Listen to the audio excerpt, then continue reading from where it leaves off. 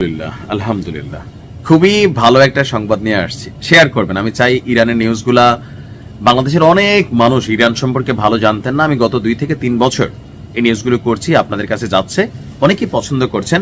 কারণ আমি চাই তো, ভাল লাগে তো একটা মুসলিম রাষ্ট্র এই লেভেলে কন্ট্রোলিং করে পশ্চিমাদের সাথে, আমার কাছে ভাল লাগে, সে কারণে আমি নিউজগুলা করি। বাংলাদেশে একটা কথা প্রায় শোনেন, জনগণ ক্ষমতার উৎস। এটা আমরা শুধু সরকার পতনের সময় দেখি।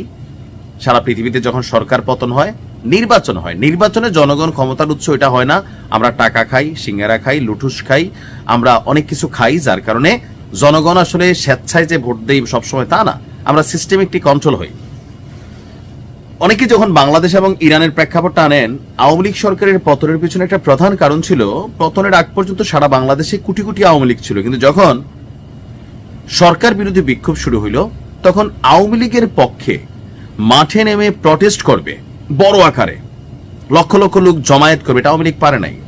কেন পারে নাই? জনগণ অসন্তুষ্ট ছিল একটা অংশে। এখন আবার অনেকেই মনে করতেছে যে আওয়ামী লীগই ভালো ছিল। এটা হয়, এটার কারণটা কি এটাও বলি।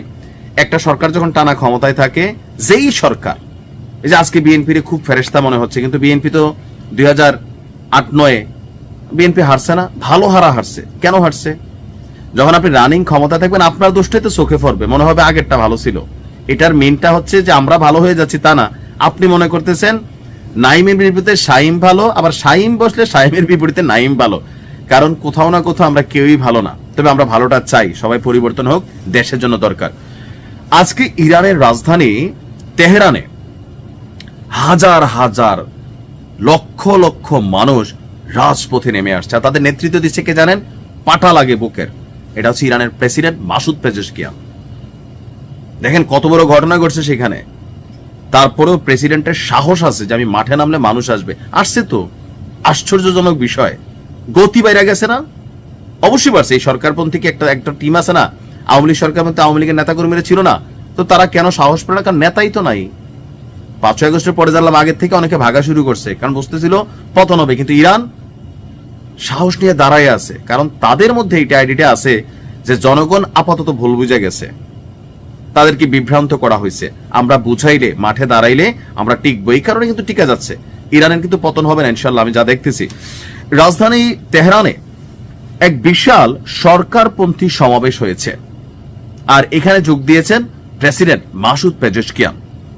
সহিংস বিক্ষোভ টানা যেটা চলছিল, অর্থনৈতিক অস্থিরতার প্রেক্ষাপটে সরকার আপনার এই কর্মসূচি আয়োজন করেছে জাতীয় প্রতিরোধ মিছিল।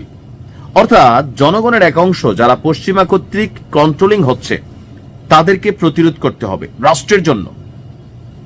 বাংলাদেশে আওয়ামী লীগ গেলে বিএনপি আসবে, সার্বভৌমত্বে হুমকি হবে না। কিন্তু ইরানে সরকার পতন হইলে আমেরিকা খেলবে, দুষ্টপুত্র খেলবে, পশ্চিমারা খেলবে।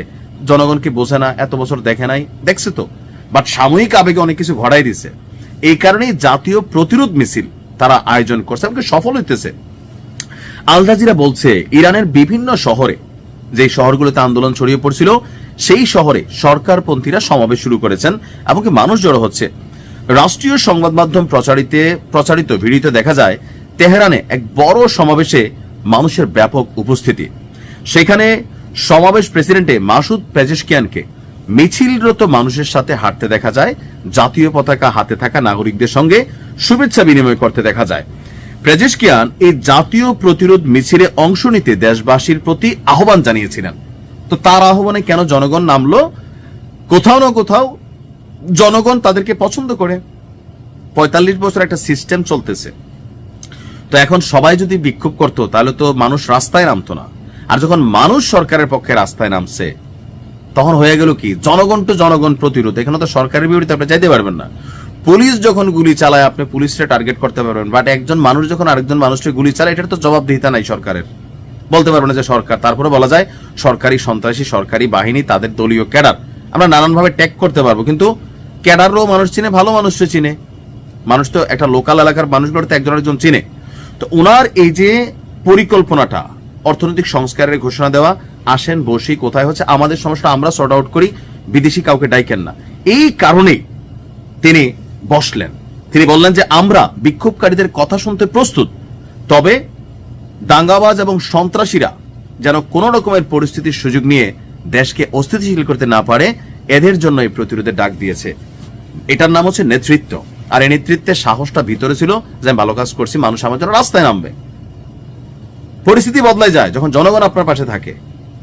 এই কারণে আপনি বুঝতে হবে যে ইরান নিয়ে যারা সমালোচনা করেন, ইরান ডিফারেন্ট। আল্লাহ হেফাজত করুক। আসসালামু আলাইকুম।